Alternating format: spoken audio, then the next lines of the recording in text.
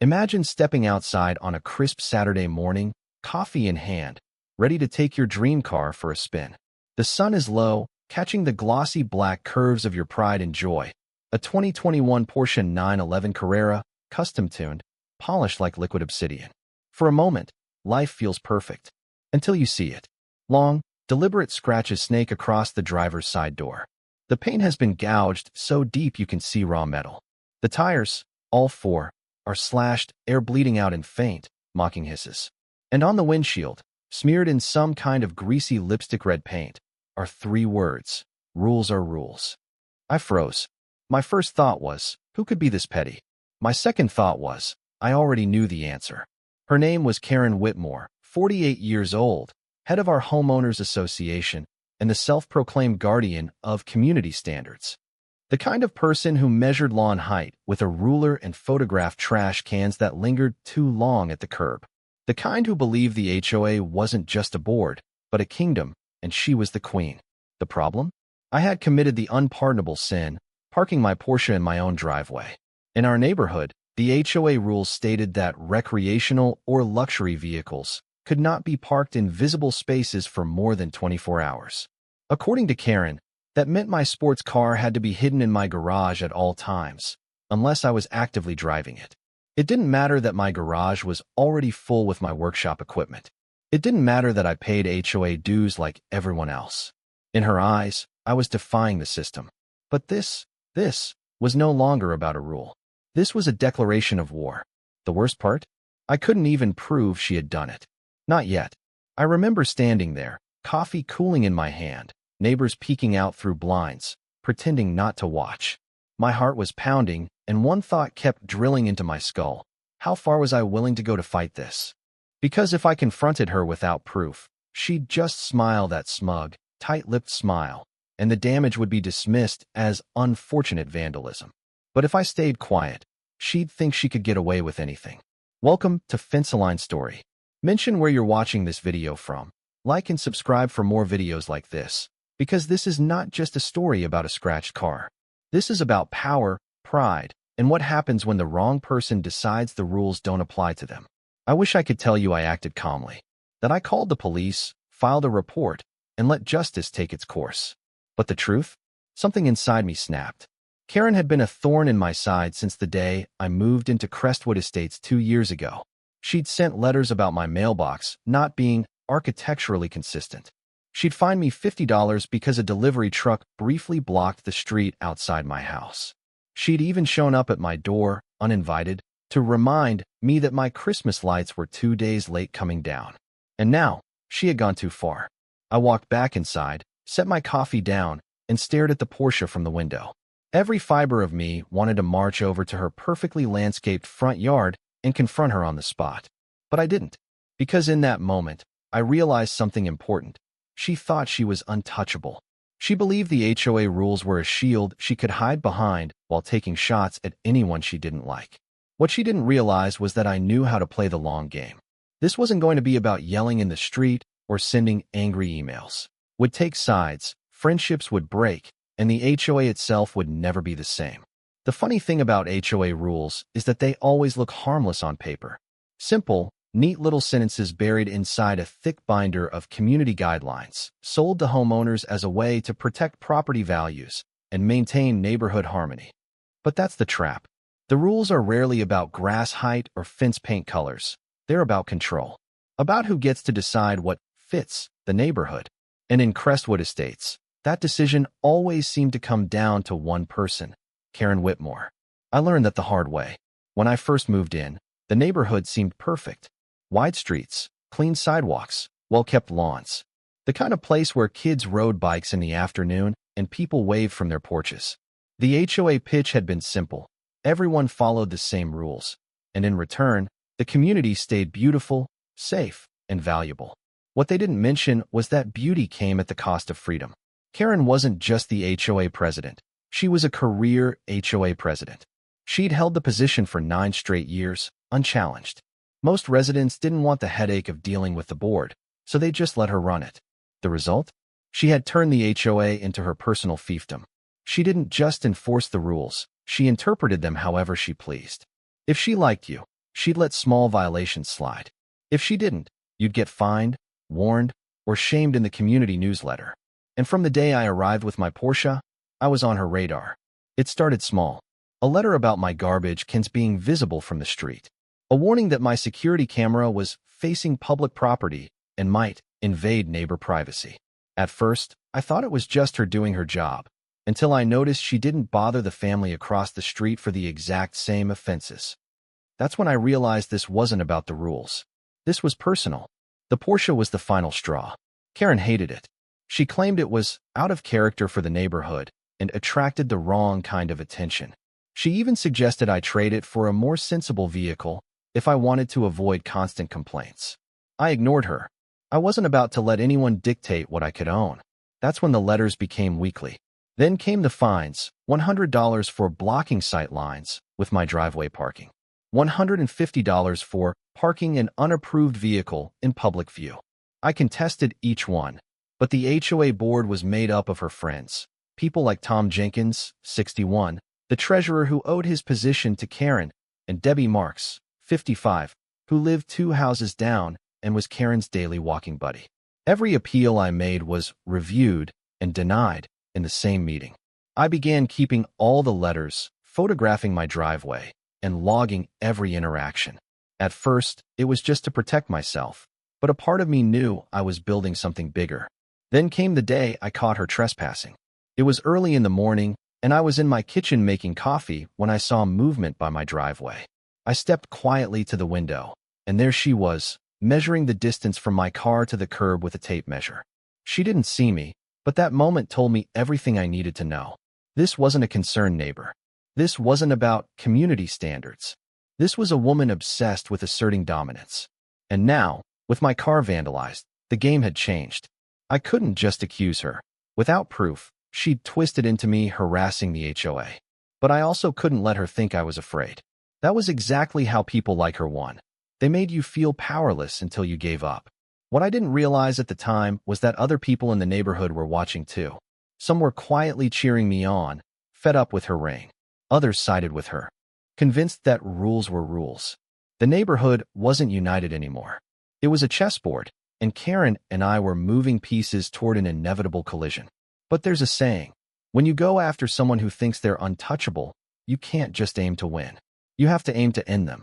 And that's exactly what I decided to do. At first, I thought the damage to my car was the peak of it, the lowest Karen could possibly go. I was wrong. The real damage wasn't just to the Porsche. It was to the air in the neighborhood. Word about the vandalism spread fast. I didn't have to tell anyone. Somehow, they already knew. Crestwood Estates was suddenly divided into 2 camps. Those who believed Karen had gone too far, and those who believed I was just a troublemaker who didn't respect the rules. The tension wasn't subtle. I'd wave at neighbors I'd chatted with for months, and they'd look away. People who used to invite me to barbecues stopped talking to me altogether.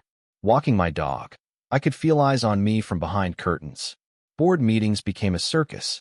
Residents whispered in the back rows, and every time I spoke, Karen sat there with that same calm, smug expression, like she knew she was still winning. The slashed tires weren't even mentioned in the official meeting notes. When I brought it up, she interrupted me with, "We can't speculate on unverified accusations, Mr. Carter. Please stick to matters relevant to the community." It was the kind of line that made me want to stand up and shout, but I didn't, because I knew losing my temper in front of everyone would just feed her narrative. But the fallout was creeping into my personal life.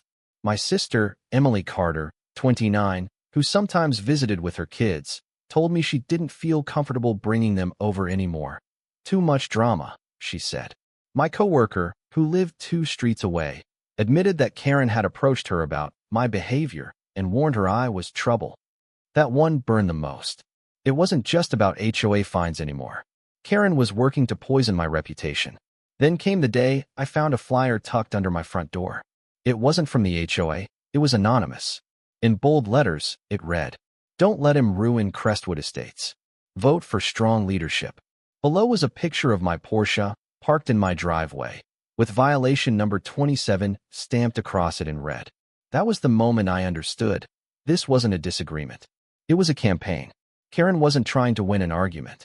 She was trying to make me a warning for anyone else who dared push back. And whether I liked it or not, the rest of the neighborhood was watching closely to see who would break first. I knew going after Karen head-on wouldn't work. She had the board, the bylaws, and half the neighborhood on her side. If I wanted to win, I had to be patient. Precise. So I started with the one thing she never expected: silence. For 2 weeks, I didn't confront her. I didn't send emails. I didn't show up at the next board meeting ready to argue. Instead, I smiled politely whenever we crossed paths. If she expected me to blow up, I wasn't going to give her the satisfaction. Meanwhile, behind the scenes, I was building a war chest. The first step was surveillance. I installed 2 discrete cameras, one hidden in the porch light fixture, and another mounted in a tree facing my driveway. Both were high-resolution, motion-activated, and cloud-synced. If she so much as stepped onto my property again, I'd have it recorded from 2 angles. The second step was paperwork. I dug out every single letter, email, and notice she had ever sent me since the day I moved in. I highlighted contradictions, inconsistent rule interpretations, and instances where she had ignored violations committed by her friends. The pattern was clear: selective enforcement. The third step was allies. It turned out I wasn't the only one she had been targeting. There was Miguel Santos, 37, who had been fined for planting roses outside the approved color palette. Janice Howard, 64, who had been threatened with legal action because her grandson parked a pickup truck overnight in her driveway. And Liam Price, 28, who had been harassed for running a small woodworking business out of his garage, despite the fact that one of Karen's close friends operated a similar business with no interference. Once I started talking to them, the floodgates opened. People had stories, screenshots, photos. All of it painted the same picture: an HOA president using her position as a personal weapon. But here's the thing. None of that mattered if I couldn't prove she vandalized my Porsche. That was the key. That was the moment where her power crossed the line from irritating to criminal. So I baited her. It was a gamble, but I knew her type. She couldn't resist an opportunity to put someone in their place. I had the Porsche repaired, polished, and parked right back in the same driveway spot. I made sure it looked perfect, even left the car cover off, knowing she'd notice. For 3 nights, nothing happened. On the 4th, at 2:13 a.m., my phone buzzed with a motion alert. I opened the camera feed, and there she was, crouched by my car, holding a key in one hand and a flashlight in the other. She didn't just scratch the door. She carved the word "violation" into the paint. I had her.